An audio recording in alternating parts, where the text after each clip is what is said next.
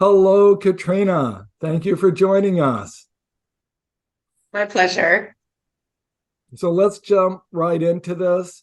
Would you please introduce yourself? Let everyone know how amazing I think you are and how amazing you really are. And talk a little bit about why you care about sustainability and where you're coming from. So, my name is Katrina Saucier. I am the Senior Sustainability Program Manager at Green to Sustainable. I've been here now for about 12 years, which has been very fun and exciting, mainly because I have the pleasure of working with data and a very talented team that helps me develop data services and data solutions for our customers when it comes to leveraging that information for sustainability purposes. And we have a group that specializes in acquiring the data as well as a tech solution, a web application called our sustainability dashboard. And I think what's just been so fun about working with Green to Sustainable for the last 12 years is that we've been agile and fluid in this process and developing new solutions and new ways to analyze data, leverage data, and really use it to improve performance and reduce environmental impacts while also providing it for reporting purposes and helping our clients tell their sustainability story. So my background is also in chemical engineering as well as a while in the Peace Corps. And both of those are where I got this idea around really leveraging information and metrics to improve sustainability. And it was when I was in the Peace Corps that I really developed a passion for this idea of creating value and making sure that what we're doing now matters so much that it continues the next day. It continues throughout the process and throughout how we evolve and continue to grow. So after doing a little time in the Peace Corps, I came back and got my master's in environmental sciences. And that's where I started as an intern at Green to Sustainable. And 12 years later, here I am working with my two favorite things, sustainability and data. Your work has been great. You've worked with a lot of great companies. And when you say creating value, oftentimes it means how you're helping companies save money, right? Yeah, it's literal and figurative. So you have had the opportunity of working with a number of companies in the cleaning industry. What observations do you have based on that experience? It has been such a pleasure because it is such a unique group. And what I really enjoy and sincerely appreciate about my experience working within the cleaning industry is the devotion to customer service and customer satisfaction. If if a customer needs something, they are going to get what they need from their cleaning product supplier. And we saw that hands down during COVID when these essential workers were fundamental in keeping our entire communities, businesses, homes clean and safe. And they did everything they could in spite of supply chain shortages, in spite of issues with workers, and managed to do it efficiently and effectively. And to me, that's the definition of sustainability. When not only do you do your best to prepare for the unknown, but then you also know how to execute and be resilient. And that's what I've seen within the cleaning industry, which I think is really exciting and quite honestly very unique as well. The ISSA project and their 10,500 plus members, I think we'll be able to really take advantage of this and, from my perspective, collectively have a huge impact on what we're seeing on our planet and in terms of taking care of our customers, as you talked about. So with your experience, what kind of trends are you starting to see? You've been here working on this for over 10 years. A lot has changed. Where do you think all this is going? I have no idea where it's going because it's all changing so fast. It's so hard to keep up. And that's where, when it comes to trends, my recommendation is don't follow them. It really is about looking within your organization and figuring out the best plan for your organization when it comes to sustainability. Because especially now, there is so many things coming up. I can name a million different acronyms for you right now. And it's really hard because it's reactionary. It's industries trying to develop solutions for something that they're not really sure what it's going to look like from a reporting perspective, from a regulation perspective.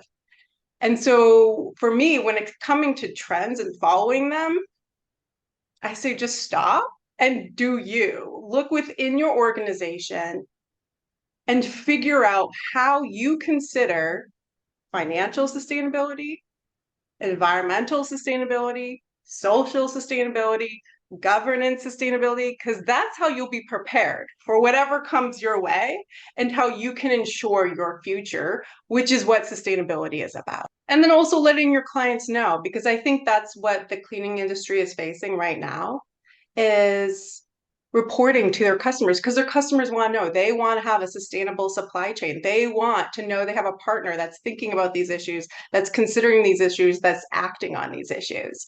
And they only know if you tell them. So they may be asking you to do sustainability surveys or report to certain sustainability portals.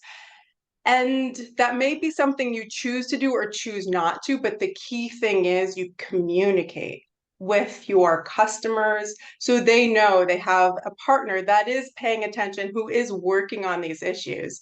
And together you can figure out a solution.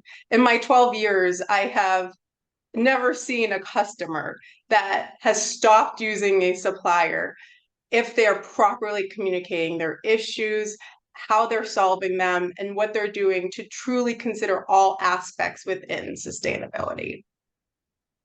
And how important is it that what they're communicating and the data they're communicating is accurate? It's extraordinarily important. If you don't have high quality data, then you're coming to incorrect conclusions. So if the information you're analyzing is not accurate, then your conclusions are inaccurate, and then therefore so are your actions. So not only is it important to have data right at your fingertips that you can leverage and use for informed decision making, but also having accurate data. So when you're reporting a 5% reduction in greenhouse gases, that it's actually a 5% reduction and not a month worth of missing data. I think that, at least from my experience observing this kind of stuff, that what's that saying? The only thing worse than no data is bad data. And a personal bias of mine is I see so many websites where companies claim how much they love the universe and love little children and puppy dogs and trees and butterflies, but there's no data there. It's just marketing fluff.